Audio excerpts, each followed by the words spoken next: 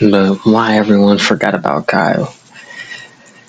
I didn't. I like Kyle. I do. I like that one song from him and Lay Banks, and I like Ship Trip.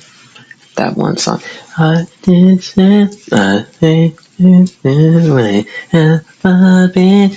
see you float. I know you swim. Let's play this game. We know who wins.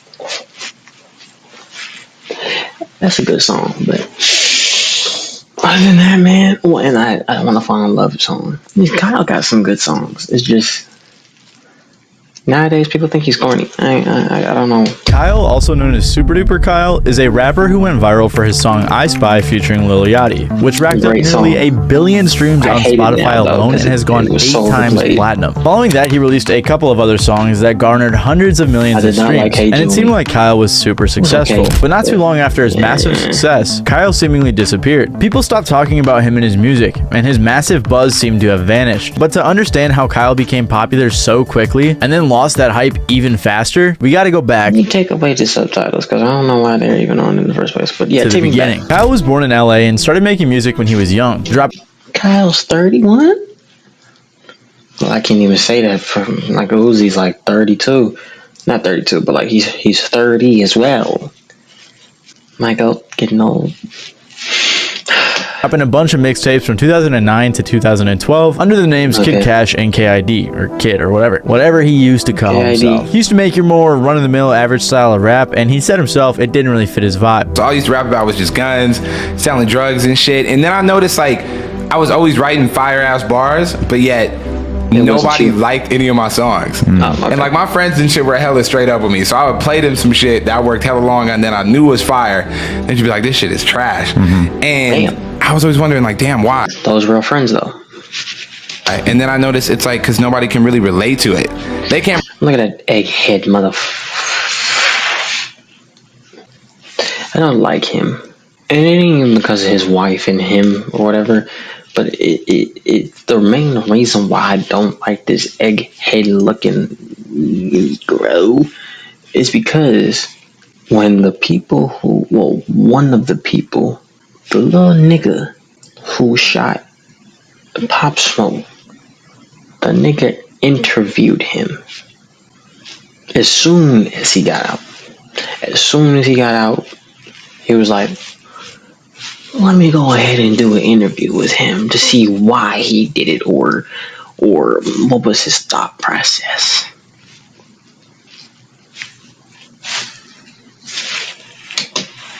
Can't relate to it because they haven't lived that shit, and they can't relate to it because it doesn't even sound real coming out of my mouth. Right. Eventually, he changed his name to Super Duper Kyle, saying the super duper part is because I'm also aware that I can do anything. There is no impossibility. I'm a superhero and I can save my own day as well as others with the power I have from this music and the power of being kind to people. I'm mentioning this for a reason, so keep that in mind. But Kyle shifted his style from your everyday drugs and guns raps to talking about things he actually did in his life, along with shooting to be more positive in his music. Because I had like Kid Cudi and you know what I'm saying, and Wiz Khalifa and Drake and people like that to show me that you don't really have to be super hard in order to be a rapper. But I feel like Tyler and Odd Future was one of the first things that showed me like really having a personality and like putting all of your weird shit into your music was okay too. You know what I mean? It was with Tyler that did that. So this was Kyle's mission with his music, to be more positive, to put his personality into his music. Tyler is such a Tyler's him. We love Tyler over here, gang. Pause. Genuine. Also, at some point along the way, he just started going by Kyle. In 2013, he independently released his debut mixtape, Beautiful Loser, which saw some decent success and today has multiple songs with tens of millions of streams. Kyle was getting some buzz, made some connections with artists, featured in a G-Eazy music video, and he was coming up. In 2015, he followed up with another mixtape called Smile, which saw way more. This album or EP has one of my favorite songs on it. I Don't Want to Fall in Love. Beautiful. Beautiful song. Success. This album peaked at 76 on the Billboard 200, had a feature from Chance the Rapper, and has the song Don't Wanna Fall in Love, which has hundreds of millions of streams. Kyle was finally cracking into the mainstream, and he was smart too, because despite having all of this success, he decided to stay independent, at least for now. It was shortly after this run that I found out about his music, and I was like 14 at the time, and I really liked his songs. When I was 14, songs like King Wavy with G-Eazy were like the coolest thing to me. Also, I gotta shout out Doubt It. That was my favorite song for probably a year. I thought it was so cold, and that single did pretty well too, garnering like tens of millions of streams. But I'm saying this to point out the type of music that he made, which I'll bring up later. Regardless, things were about to take off even more for Kyle. In December of 2016, he released his hit single I Spy, which went super viral. The song featured Lil Yachty, and I'd honestly be surprised if you guys haven't heard this song. It has nearly 1 billion streams on Spotify, peaked at number 4 on the Billboard Hot 100, and eventually went 8 times platinum. It even got a remix from Kodak Black, which I don't think I've ever heard, and You did?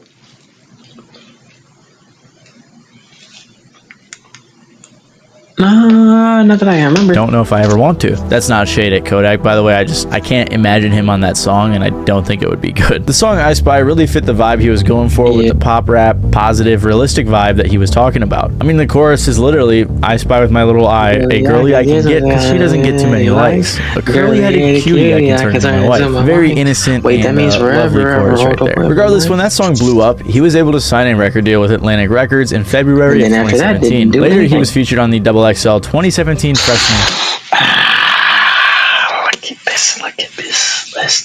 Look at this motherfucking freshman class. Kyle, Amine, Cardi, PNB, rest in peace, Boogie, Ugly God, Lil B, Maiden. I'm pretty sure Lil B's not on here. I just read the name, and I don't know Shawty. I'm gonna be real. I don't know Shawty. I don't remember Shawty. But Made in Tokyo. I know Made in Tokyo, but like, what's that one song? There's one song I like from him. $100 bills. $100 bills. Yeah, that song. And then I know we still listening to Big. We still listening to X and Big 2024. Shut up. My goat. One of the goats. X. Rest in peace. This freshman class is crazy. Like, it's weird seeing all these people like this, because like they've changed so much. Kyle's changed. Other guys changed. I don't even know where he at. Cardi isn't even like that no more. I mean, I haven't seen anything about Amina in a minute. Boogie chilling. He be fucking with not Talil. That's Uzi. He's be in New York. I ain't gonna lie. Main Tokyo, TL, I don't know what he be on. PNB. There's a BG and X, you know. That's the piece. And Shawty at the bottom, I genuinely don't know. I genuinely don't know who she is. I don't. Even if I wanted to, I don't know who she is. Class cover alongside X, Ugly God, Made in Tokyo, Amine, Playboy Cardi, A Boogie, and more. Kyle was blown up, and he had multiple songs that started coming out featuring people like Made in Tokyo, Ty Dolla $ign, Miguel, and others. In 2018, he released a single, Playing With Me, with Kehlani, and that song did insanely well. It didn't do as well as his hit song I Spy, but it did garner a few 100 million streams on Spotify, and eventually it went platinum. This song was one of the singles for his debut studio album. I like this album. Well, I like one song from the album. Chip Trip. That's the one I was talking about in the beginning. Light of Mine, which had features from artists such as 2 Chainz, Khaled, and more. This album also eventually went platinum. Around this time, Billboard described Kyle as one of hip-hop's handful of more happy-go-lucky rappers, and that was a great description of his overall vibe. Kyle was on top of the world, and he even got to be the main character in a movie called The After Party, although it did have terrible reviews, so maybe that hurt his on top. It probably did, but what's the thing is, I don't care. It was a funny movie. It was funny. It was stupid, but it was a funny movie. I know people hated it. I know people didn't like it, but shut up. If you look into it, talking about some, like right here, bro. While it might be all good and fun, there's no way in hell a dorky, pasty,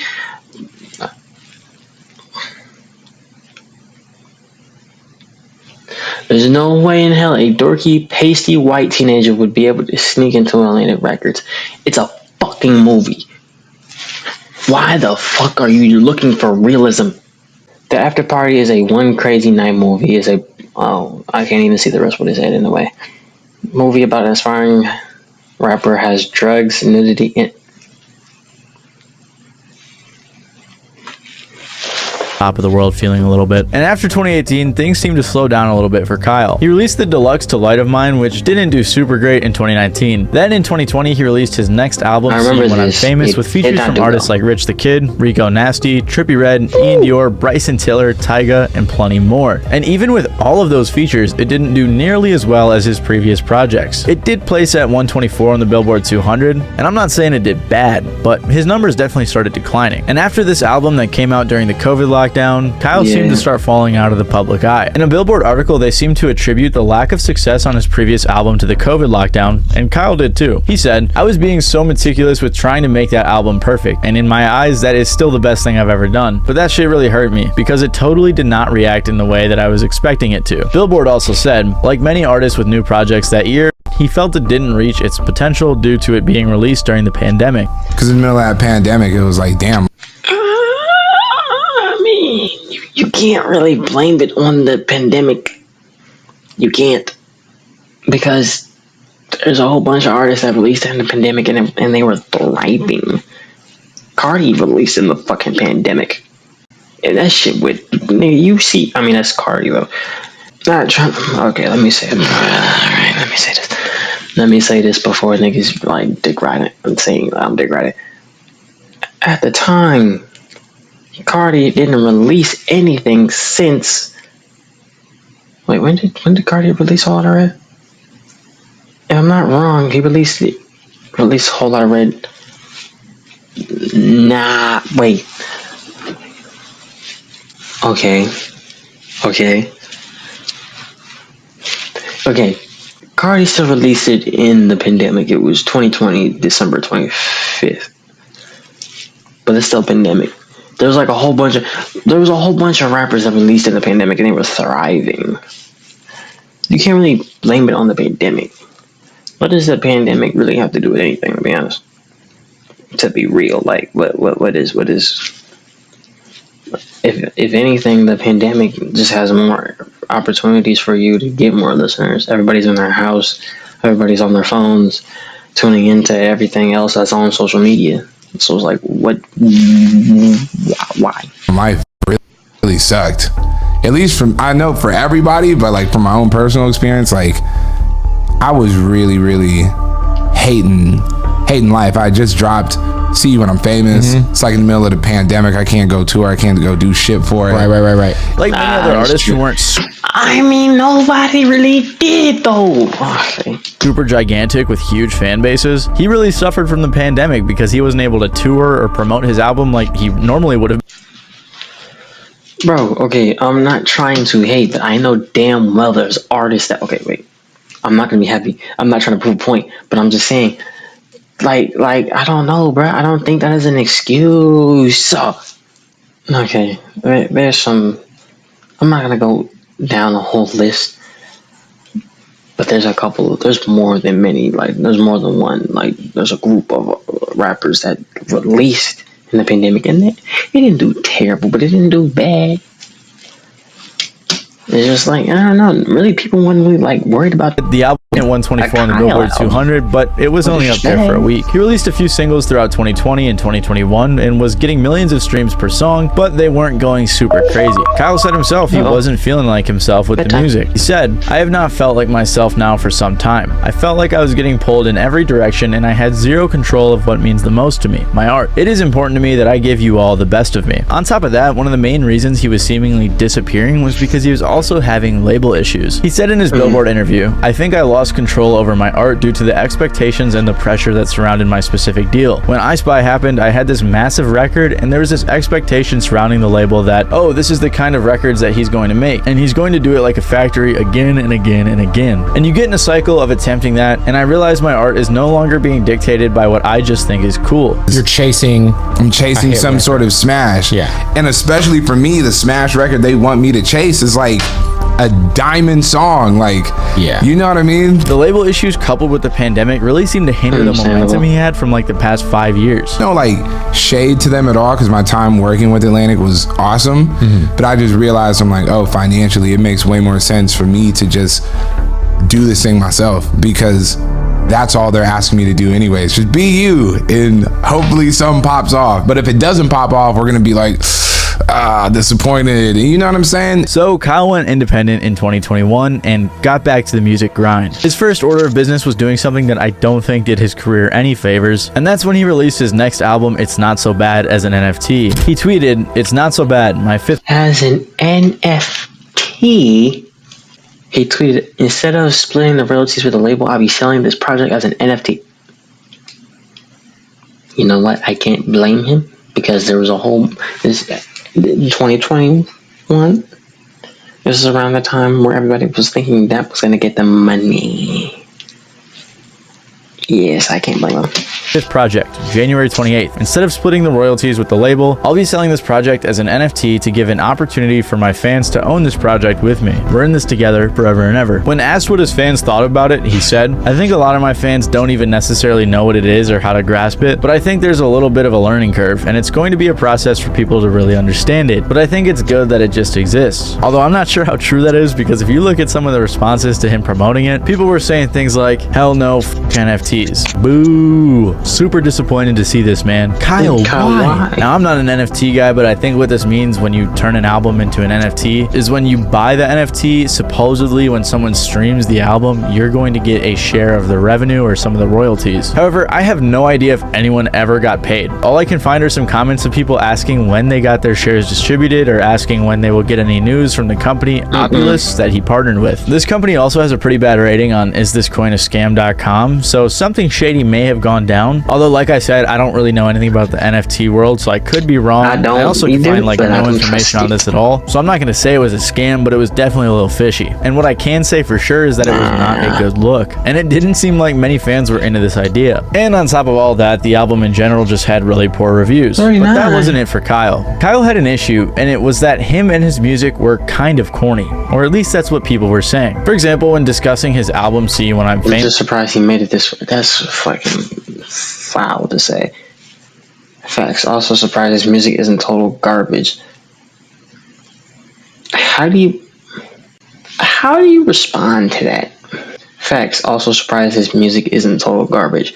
So you think it's not bad, but you think it's bad? Like, you think it's bad, but you don't think it's terrible. I feel like I said that earlier in the video, but he said it differently. I ain't gonna lie. He said it facts. Also surprised his music isn't total garbage. His music isn't total garbage. If you sit down and listen to some songs, they're actually good. It's just, I understand if somebody didn't wouldn't mess with some of the songs. That's it. He's not garbage. The top comment on the Reddit post is, "I'm just surprised he made it this far." And someone responded, "Facts. Also surprised his music isn't total garbage." Now, I used to really like Kyle when I was younger, and while doing research for this video and watching interviews, he does seem like a super great guy, so this is no shade to Kyle. I respect the positive vibe he tries to push, and I do still like a few of his tracks, but his music seems very appropriate to the time that it came out in. Like, a lot of us are probably a little too old to be singing I Spy in 2024, you know what I'm saying? Now that I think about it, some of his bars from that era... Ain't nothing wrong with that, though. Like, to be honest, I hate people that say that. Like, oh, we're too old to be listening to this in big 2024. Enjoy music, bro. If you like the music, you like the music. If you like it, you like it. If you don't, you don't. There's gonna be millions, billions of other people that are going to either like it or not like it. If you don't like it, okay, move on.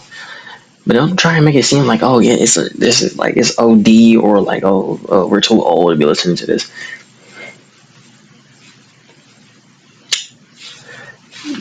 You can be however old and listen to anything, bro. If you want to listen to I Spy, you can't. Shit, if I want to listen to SpongeBob SquarePants on loop, the intro on loop, let me just say this. There are some cartoon theme songs that I listen to just because they're hard. But you think, oh, this childish, or it's OD because, oh, it's a kid's cartoon. I'm saying, oh, listen to SpongeBob Under the Sea, SpongeBob SquarePants, or he's gonna catch a mom because he's in a phantom. Then it took inside of it. Like, bro, I want to listen to something. I want to listen to something. I don't care if it's big 2024. I don't care if it's big 2025. I don't care if it's big 2026. I'm going to listen to whatever the fuck I want to, and if I want to listen to it, it's gonna be my ears. But just weren't the greatest. Like, Undoubted bit, when he said, "Fire spitting kid, who you kid, and I would flame your ass. Call of Duty champion, do you know who you're aiming at?" That verse went crazy when I was 15, don't get me wrong, but not so much anymore. Sunny Baby made a great video on TikTok explaining Kyle's strange spot in the hip-hop/pop rap space, which really sums up what I'm trying to say here. So I was in Kyle's live yesterday, and a lot of people kept saying that he fell off. And for me,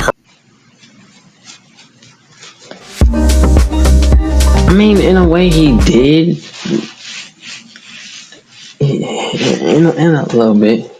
Personally, I would just have to disagree because I don't really think he was ever really on. Yes, I know. Yes, he was. Yes, he was. Yes, he was. He was on. Ice Spice had him on a pedestal, my nigga. Even if it was just that one song, he had him up there. He was up there. Let's not act like, okay, let me shut up. Oh, Kyle's had Billboard charting hits. He is a platinum recording artist, and he's been in the game for a pretty long time now. If you guys remember, a few years back, him and Yachty had that I Spy record, which was just a massive hit. But like I said, he's been in the game for a while now, and I don't really think I've ever really met anybody that's been part of his fan base. Like, it seems like he's there, but no one really seems to take notice until he just comes out with a really big, massive commercial hit. When speaking to people about Kyle, they kind of get like this token-like vibe, and it kind of just seems that he's very commercially successful, but not culturally. I don't know, I'm not a massive fan of his music, but he's obviously a fantastic artist. I just feel throughout the duration of his career, something's missing. But you tell me, what do you think of Kyle? The comments on this video... I've never met a Netspin fan in my life, but yet that nigga get almost like 2 million listens. It don't matter if a motherfucker ain't gonna come out and say that, oh, I'm a big fan. But like, bro, I mean, I see what he's saying, but it's like, it don't matter who comes out and says it. If they a fan of the person, they a fan. Some people not gonna come out and say it. Some, like me, I will listen. There are some artists that I listen to, I will never say that I come out and listen to. But there's one I will admit, I do like listening to Cupcake. Some of her songs be good. I will never say it to put that shit on in the car. But she hard. She be saying shit. Even though she be chatting. I be chatting too. But also help sum up how people feel about him. Kyle represents this weird space in pop rap where a lot of people consider him corny, when really he's just more pop than rap. And another person called him Walmart Chance the Rapper. Now, if you guys aren't locked in on the whole hip hop space, a lot of people think Chance the Rapper is also pretty corny. So just not a great look. And if we think back to earlier when I was talking about if you don't wear all black and if you don't be mysterious, you're corny nowadays. And Super Duper in his name and talking about being a superhero with the positivity in his music. I think that's a cool thing. There's nothing wrong with saying that, but like in rap, a lot of fans are not gonna f with that. And just the fact that he was so positive, like I mentioned earlier, wasn't necessarily the most helpful look. And I'm not saying there's anything wrong with being positive, but a lot of people, especially nowadays, think that positivity can be a little corny, especially in the rap space. Believe it or not, I think Adam22 summed it up pretty well in his interview with Kyle. On a pop culture level, it seems like the positive message a lot of times needs to sort of be like spoon fed to people, along with like, well, look at all this bullshit that I've come out of. Like, I was a crazy ass alcoholic for 10 years and now look at me. And that people are very much able to like appreciate that. But somehow like when you are coming into it and you're just positive, it's like it can be harder to get people to sort of like bite into that. Well, because they don't understand. Yeah. They don't understand. And that everybody has their struggles, even if it's not a really, really in your face struggle. Yeah, like being even if you're keeping it together. On top top of that, he had some TikTok snippets recently that sort of went viral for being not that great. So I decided to make a Philly... No, listen. I genuinely hate all these niggas in these comments. Listen, wait. Let me rephrase that. I hate all the niggas hating on this post. Because when the song dropped, it was actually hard. Now, I understand why, like, there's some, like, bars that may be, like, corny or whatever. But it's hard. I like it. It's pop, you know what I'm saying? Yeah, there's one line that's like, walking the party, I'm too faded, damn, I think I barely made it. I'm not good with names and faces, I remember how you shake it. Oh yeah, you're Megan, let's get naked, videotape it, put it on your Twitter, and send to your favorites. It ain't bad. It is a little corny, but I like it. I like it. They were clowning him for it though, and I hate that. Club song today. Why are you sitting Why are you sitting like that in the chair? I feel so bad, bro. Like, bro is not made to come back. Fuck him. This is fucking trash, Kyle, for real. Kyle, you are way too old to be doing this. I haven't seen bro since Broccoli. That's not even the right song. He's not in that song. Was he in a music video of Broccoli? I don't know. This is Lil Dicky for the black community. I hate you niggas. I hope that she light skinned. I just heard her say nigga. That's fine. Yo. Stupid. I feel so bad because it's like, I feel like it's not that bad. You guys know how Instagram Reels comments are, and people were not feeling these snippets. The songs he was previewing had the same type of lyricism as his 2016 tracks, which isn't great when a lot of your fans have grown up and aren't trying to hear that anymore. He also said his label didn't have the best marketing strategies, but it seems like after going independent, he hasn't been able to come up with something better. My marketing advice from people I was working with was to do this. You know what I'm saying? And it's like, oh wow, you're getting paid for this? And they're getting paid a lot for that, right? You know. So after COVID hurting the launch of one of his albums, pressures from his label, then releasing an album as an NFT and going independent, Kyle's career has definitely suffered a couple of blows. And this can be seen in the numbers on his latest album, Smile Again, where most of the songs didn't crack 1 million plays on Spotify. And you know how you can Google most mainstream artist albums and see the first week's sales? I couldn't really find him for this one. And honestly, I actually like this album. I mean, I like Guap Dad 4000 a lot, and you can't go wrong with the Tizo touchdown feature. Along with that, I think the production was pretty dope too. But the project did not do too well commercially. However, while many fans think Kyle may have fallen off, it seems like he's had a different approach to the music industry as of late. If you guys have ever heard of the 1,000 True Fans ideology, that seems to be what he's practicing. He's focusing more on his core fan base by live streaming on Twitch, starting a Patreon, and doing other things like this. What you mean? Fire. And so I think the name of the game now is really focusing on your micro fan base, right? Your fan base super is serving this. them, yeah. Your fan base is this. My fan base is this. Like, I'm a very famous person. Like, when I walk, your monthly listeners are fucking huge on Spotify. When I walk down the street, like, people are going to recognize me, type shit. Visually, you're also very unique. People are like, oh, it's the guy with the gray hair, and I saw him on Netflix. That's what I'm talking about, So it's here, and then, but I can't focus on this. I know some nigga, random dude in the comments was hating. I know. That's why niggas thrive off negativity. And I understand to a certain extent, because I used to be one of them niggas. I like hating sometimes. Sometimes. But all the time, that shit low. That shit low. This in today's world, right? I have to focus on this. This smaller amount of people that are really into everything I do. I need engaged. I need to super serve them. They're buying merch. They're buying everything. They're keeping things afloat. I need to super serve them, and as I'm super serving them, something will raise its hand and then appeal to all these people. That's how you do it. And that's kind of... And this is really smart, because as an independent artist, this is where the money is at. On top of that, being independent for his early career has to have made him so much money. I'm sure Kyle's set for life. Kyle hasn't necessarily disappeared, but he's definitely taken a backseat to mainstream hip-hop and decided to focus on his core audience and making the music that he wants to make. So if you were wondering what happened to Kyle, or where he went, or why he disappeared, or how he fell off, this is what happened. Everything you just saw. I couldn't think of an outro for this one, so I'm just gonna have to say peace out. Catch you guys later. Bye Gigatron. Bye Gigatron, and bye Gigatrons to y'all. Love y'all.